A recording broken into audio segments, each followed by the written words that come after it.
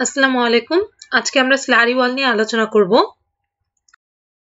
তো প্রথমে জেনে নেই স্লারিটা কি। স্লারিটা মূলত হচ্ছে কাদামাটি, অর্থাৎ যে সকল সয়েলগুলো ভিসকাস ফ্লুইড, অর্থাৎ ভিসকাস ফ্লুইড মানে কি, যে সকল সয়েলের ভিতরে আমাদের আঠালো ভাবটা রয়েছে সেই সকল ম্যাটেরিয়ালকে বলছি আমরা slurry.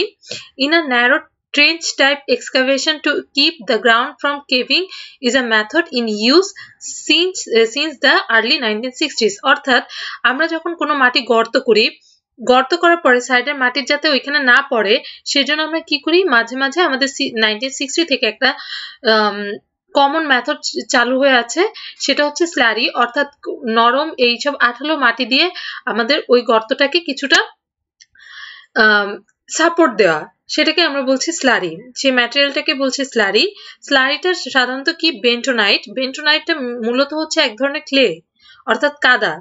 Water and suitable additives. Additives মানে বিভিন্ন ধরনের অ্যাডমিক্সচার ইউজ করি যাতে প্রপার্টিসটা ভালো হয়। সয়েলের যে আমরা যে স্লারিটা ইউজ করছি সেই স্লারির প্রপার্টিসটা যাতে আমরা একটা ভালো প্রপার্টিসের স্লারি পাই, সেজন্য আমরা মাঝে মাঝে কিছু অ্যাডিটিভস ইউজ করি। এবং এটার ডেনসিটি 1 গ্রাম পার সিসি এর থেকে বেশি হবে, মিনিমাম 1 গ্রাম পার সিসি বা এর থেকে বেশি হবে। দেন টাইপস অফ স্লারি। স্লারি দুই ধরনের হয়। একটা হচ্ছে বেন্টোনাইট স্লারি, যেটা আমরা বলছি কাদামাটি স্লারি, আর একটা হচ্ছে সয়েল সিমেন্ট স্লারি, অর্থাৎ সেখানে কি থাকবে, সয়েল সিমেন্ট অ্যান্ড অ্যাডিটিভস। আর বেন্টোনাইটে কি থাকে, মন্টমরিলোনাইট। মন্টমরিলোনাইট হচ্ছে এক ধরনের ক্লে যেটা কমার্শিয়ালি ইউজ করা হয়, অর্থাৎ কাদামাটি, তার সাথে কিছুটা ওয়াটার এবং কিছুটা সুইটেবল অ্যাডিটিভস। ঠিক আছে। আর সয়েল সিমেন্ট স্লারিতে কি ইউজ করছি, সয়েল সিমেন্ট অ্যান্ড অ্যাডিটিভস।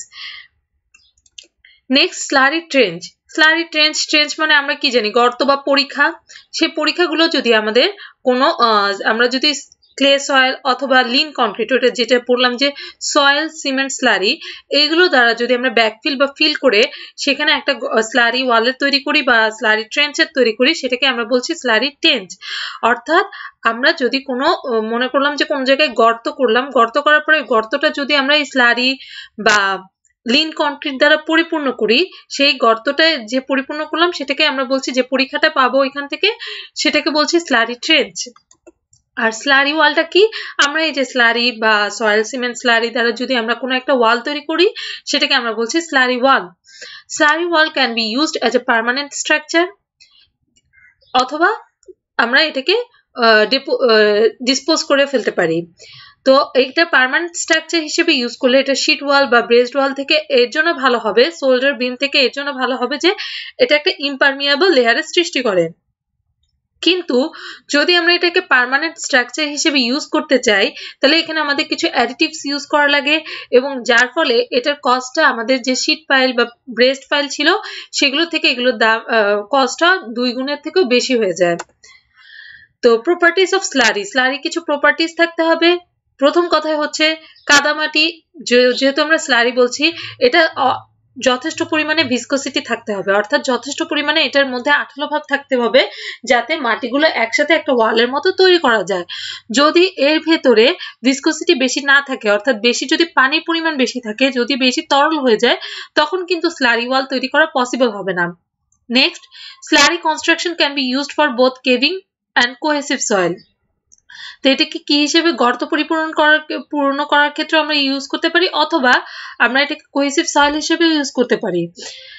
দেন এবং ড্রিলড পায়ার কি, যে আমরা যদি মাটির নিচে পায়ার তৈরি করতে চাই সেক্ষেত্রে আমরা স্লারি দিয়ে করতে পারবো। স্লারির ডেনসিটিটা ম্যাক্সিমাম 1.92 গ্রাম পার সেন্টিমিটার কিউব হতে পারবে, কিন্তু জেনারেলি এটা 1.15 থেকে 1.25 এর ভিতরে থাকে। এবং এখানে একটা মিক্সচার ইউজ করা হয়, সেটাকে বলা হচ্ছে বেরিয়াম সালফেট। অর্থাৎ স্লারির মধ্যে আমরা একটা অ্যাডিটিভ অর্থাৎ একটা মিক্সচার ইউজ করছি, সেটাকে বলছি আমরা বেরিয়াম সালফেট, যেটা গ্র্যাভিটি হয় 4.3 থেকে 4.5 এর মধ্যে, এবং আরো ইউজ করছি বেন্টোনাইট অর্থাৎ কাদামাটি। এছাড়াও কিছু ম্যাটেরিয়াল ইউজ করা যায়, সেগুলো হচ্ছে সিল্ট, ক্লে, ফাইন স্যান্ড, এগুলো মাঝে মাঝে মিক্স করা হয়। তাছাড়া যদি সয়েলটা আমার লুজ থাকে, অর্থাৎ যদি স্যান্ডি সয়েল হয়, সেক্ষেত্রে আমাদের পরিপূর্ণ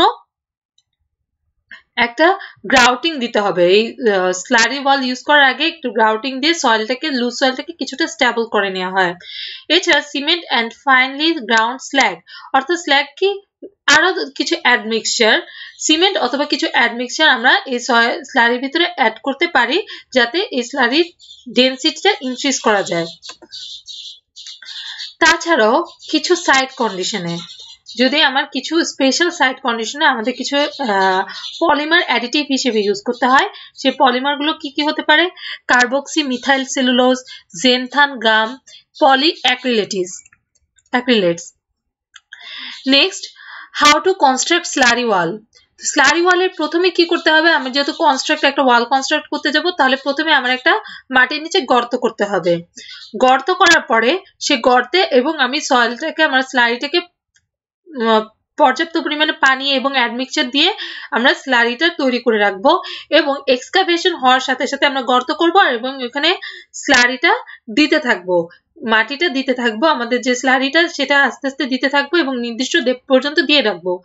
এরপরে যখন স্লারিটা কিছুটা স্টেবল অবস্থায় আসবে, আমাদের গর্তটা বা সাইডটাকে কিছুটা ল্যাটারাল সাপোর্ট দিতে পারবে, চারপাশ থেকে মাটিটা আর ওই গর্তের ভিতর আসছে না স্লারি দেওয়ার কারণে, তখন কি করতে হবে?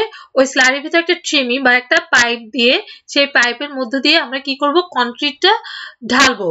একদম বটম থেকে কনক্রিট ঢালতে ঢালতে আস্তে আস্তে কি করতে হবে? ওই ক্যাভিটিটা, কনক্রিট যখন আমরা ঢালবো, যেহেতু কনক্রিটের ডেনসিটিটা বেশি হবে, সেটা কি করবে? স্লারিটাকে রিপ্লেস করবে। তো এইভাবে আস্তে আস্তে কনক্রিটটা স্লারিটাকে রিপ্লেস করতে করতে ওই এরিয়াটা, ওই গর্তটা কনক্রিট দিয়ে পরিপূর্ণ করব এবং স্লারিটাকে সরিয়ে দেব। এরপরে এই স্লারিটা আমরা রিউজও করতে পারি অথবা ওই সাইড থেকে ডিসপোজ করেও ফেলতে পারি। তো আমরা যখন স্লারি কনস্ট্রাকশন করব, সেটা সাকসেসফুল পারফরমেন্স হচ্ছে কিনা, সাকসেসফুলি আমরা স্লারি ওয়ালটা কনস্ট্রাক্ট করতে পারবো কিনা, সেটা দুইটা ফ্যাক্টর উপর নির্ভর করে। প্রথম ফ্যাক্টর হচ্ছে এই যে এক্সকাভেশনের যে সয়েল এবং আমার যে স্লারির সয়েল, সেটার মাঝে একটা ফিল্টার স্কিন তৈরি হয়েছে কিনা, অর্থাৎ স্লারির যে অ্যাডিটিভ গুলো আছে সেগুলো এই পানিগুলো শোষণ করতে পারছে কিনা, সাইডের পানিগুলো শোষণ করতে পারছে কিনা, এটা একটা এই অ্যাডিটিভস এর একটা প্রাইমারি পারপাস। অর্থাৎ এখানে একটা ফিল্টার স্কিন তৈরি করতে হবে, যে দুইটার ভিতরে একটা ভেদ থাকতে হবে, ফিল্টার থাকতে হবে। এবং এই যে যদি সয়েলটা বেশি, আমার যে এক্সকাভেশন যে সয়েলটা, এক্সকাভেটেড সয়েলের ভিতরে যদি বেশি পানি থাকে, এই পানিটা শোষণ করে নিবে কে? এই যে স্লারির ভিতর যে আমি অ্যাডিটিভ দিচ্ছি, এগুলো শোষণ করতে পারছে কিনা। যদি পারে তাহলে আমরা বুঝবো যে এটা সাকসেসফুলি পারফর্ম করছে। নেক্সট হচ্ছে, আমার সয়েলটা আমি বললাম যে অনেক সময় লুজ হতে পারে। লুজ সয়েল হলে কি হয়? যে সহজে আমি যখন গর্ত করব, সয়েলটা আমার ওই গর্তের ভিতর পড়ে যায়। তো এই স্লারিটা যদি আমার সঠিকভাবে এই ল্যাটারাল প্রেসারটাকে কন্টেইন করে রাখতে পারে, ল্যাটারাল প্রেসারটাকে যদি রেজিস্ট করতে পারে, তাহলে বুঝবো যে আমার স্লারি ওয়ালটা সাকসেসফুলি পারফর্ম করছে। তো আজকে এই পর্যন্তই, ধন্যবাদ।